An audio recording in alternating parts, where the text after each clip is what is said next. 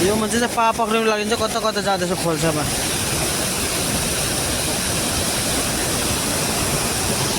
भाइ नजाऊ हौ, ओ भाइ नजाऊ।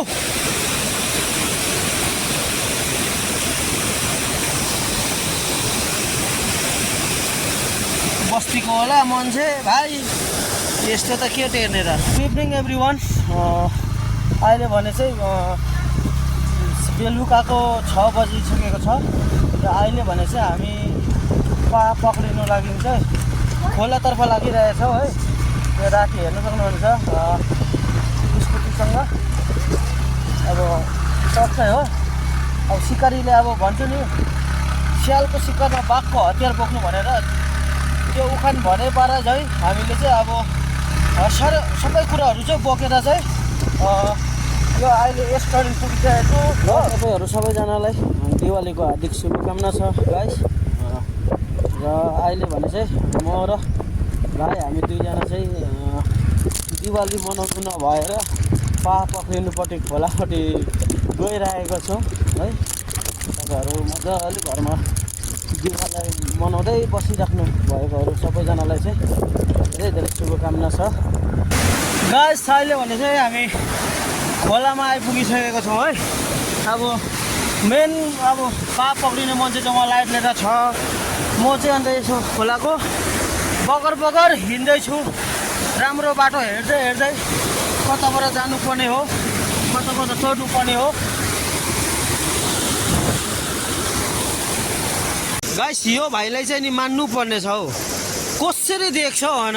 म त अचम्मै लागिसक्यो। फेरि जान्छ पा उफ्रेर भाग्दैन पनि कि पा त्यस्तै खालको हो कि ऊ भाइ स्पिड भएर हात च्याप च्याप पक्रेर लिएर आउँछ। भाइ यहाँ देखाइदेऊ त उनीको ऊ हाम्रो भाइले हो कति चाहिँ मारिसकिसक्यो। अनि अब म त छक्कै परिसकिसकेँ। यस्तो पनि हुन्छ हे भगवान्। लाइफमा फर्स्टचोटि राति त्यो खोलामा पा मारी हिँड्दैछौँ हामी दुई भाइ। खोलाको नाम त मलाई सायदै थाहा छैन, सायद लिङ्से खोला होला हौ।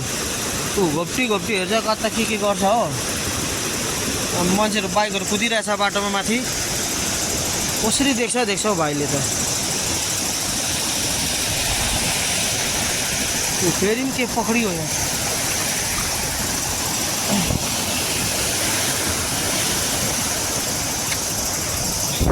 यहाँ हेर्नुहोस् त गाइस हो कति बिघ्न मारेको हो। आम्मामा खतरा मारेछ यो पाहरू त। भाइको अनुहार पनि हेरिहाल्नुहोस्। भाइको साथीहरूले गुरुजीहरूले सोच्दा यसो भिडियोमा हेर्दा पनि भन्नुहोस् न, ए यो त सिक्किम गएर पाइ मार्नु थालेछ भन्नुहोस् न।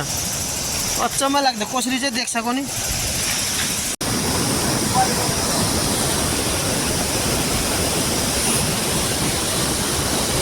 यो मान्छे चाहिँ पा पक्रिनु लागि चाहिँ कता कता जाँदैछ खोल्सामा।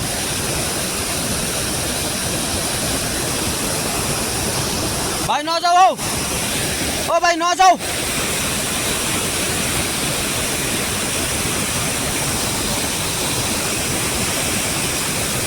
बस्तीको होला मान्छे भाइ, यस्तो त के टेर्ने र।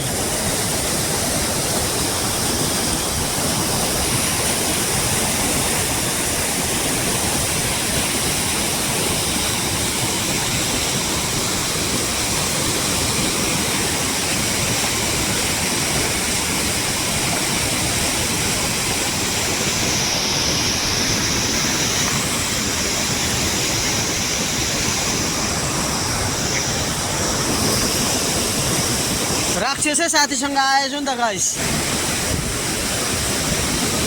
पा पक्रिनु चाहिँ भिरमा चढ्नु हो त्यसरी।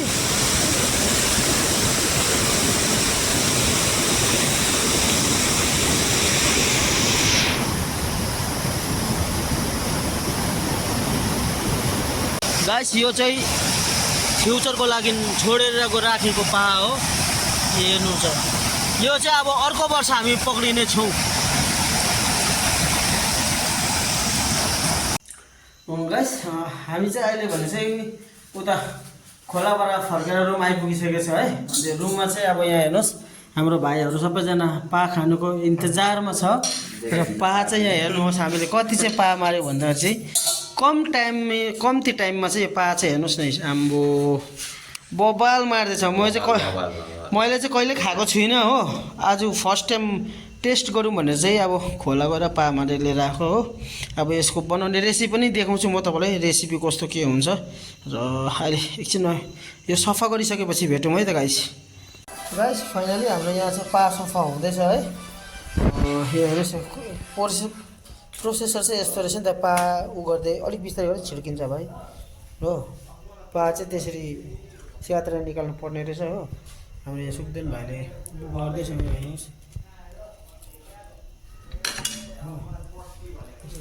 पा केलाउँदा चाहिँ जिब्रो पऱ्यो भने चाहिँ भुँडी दुख्छ अरे हो गाइस। अन्त चाहिँ भुँडी चाहिँ जिब्रो चाहिँ तपाईँले हेरेरै निकाल्नुहोस् ल। आँखा चाहिँ नि त भाइ होइन, आँखासँग खानु पर्दैन यस्तो बिजोग गरी त हेर काट्नु अप्ठ्यारो भएर है। केलाउनु त दामी केलाइदिँदो रहेछ नि त भाइले।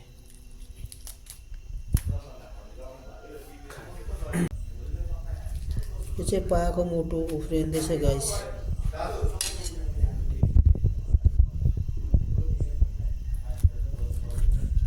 फाइनली अब सफा गरिसक्यो है। यो चाहिँ हामीले यहाँ हेर्नुहोस् एक थालै भएको छ, कत्रो कत्रो फिला छ। अन्त म लेग पिस हेर्नुहोस् न। अब यो चाहिँ मजाले धुनु पर्दैन भाइ।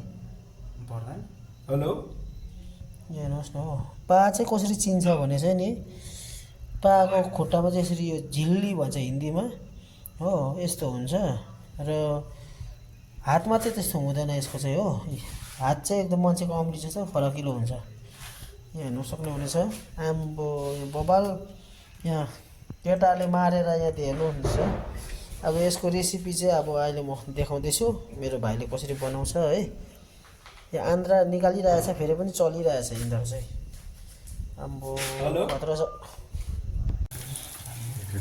गाइस। अहिले चाहिँ फाइनली हाम्रो यो ग्रेभीमा चाहिँ है यो पाको मासु हाल्दैछ हाम्रो भाइले हो।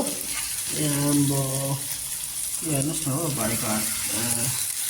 पा चाहिँ प्लेटबाट निकाल्दै ड्याङ हाम्रो भाइले दिएको छ। सुक्देन भाइ भनेर चिनिन्छ हाम्रो एसोसिएसनमा। खानु त यस्तो दामी हुन्छ नि पा खायो भने, रिमेम्बर हुनेछ आजको यो पा खुवाइ चाहिँ।